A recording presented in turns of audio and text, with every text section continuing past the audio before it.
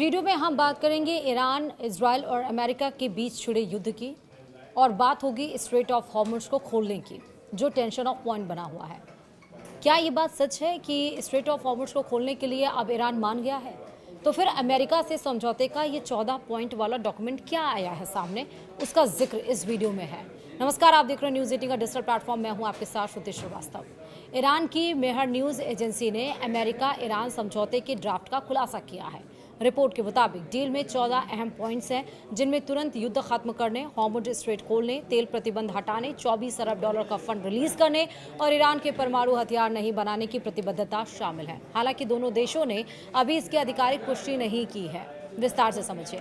America और Iran के बीच प्रस्तावित शांति समझौते की शर्तों का खुलासा हुआ है। ईरान की अर्ध सरकारी मेहर न्यूज़ एजेंसी के मुताबिक समझौते के ड्राफ्ट में कुल 14 अहम पॉइंट्स शामिल हैं। सबसे पहले सभी मोर्चों पर युद्ध को तुरंत और स्थायी रूप से खत्म करने की बात कही गई है। इसमें लेबनान में चल रहा संघर्ष भी शामिल है। समझौते में यह भी प्रस्ताव है कि हॉर्मुज़ स्ट्रेट को 30 दिनों के भीतर फिर से खोला जाएगा। हालांकि इसका संचालन ईरान की निगरानी में होगा।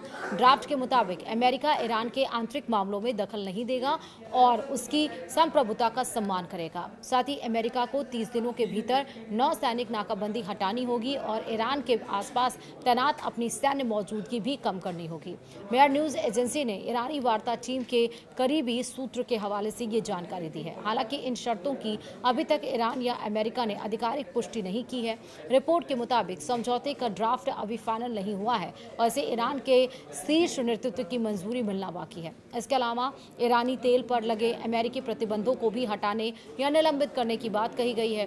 रिपोर्ट के मुताबिक अमेरिका और उसके सहयोगी देशों को ईरान के पुनर्निर्माण के लिए कम से कम 300 अरब डॉलर की योजना तैयार करनी होगी और इसके साथ ही दोनों देश 60 दिन तक बातचीत करेंगे ताकि परमाणु कार्यक्रम और सभी आर्थिक प्रतिबंधों को हटाने से जुड़े मुद्दों पर अंतिम समझौता हो सके।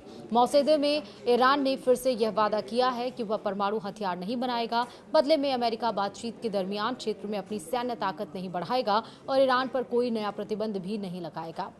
वहीं समझौते के तहत ईरान के 24 अरब डॉलर का फ्रीज फंड रिलीज करने का भी प्रस्ताव है। साथ ही समझौते के पालन की निगरानी के लिए एक विशेष तंत्र बनाया जाएगा। अंतिम समझौते को संयुक्त राष्ट्र सुरक्षा परिषद यानी कि यूएनएससी के प्रस्ताव के जरिए मंजूरी दिलाने की भी योजना है। वहीं रिपोर्ट में कहा गया है कि अंतिम बातचीत तब तक शुरू नहीं होगी जब तक ईरान के आधे फंड जारी नहीं कर दिए जाते, तेल प्रतिबंधों को सस्पेंड नहीं किया जाता और नौसैनिक नाकाबंदी नहीं हटाई जाती।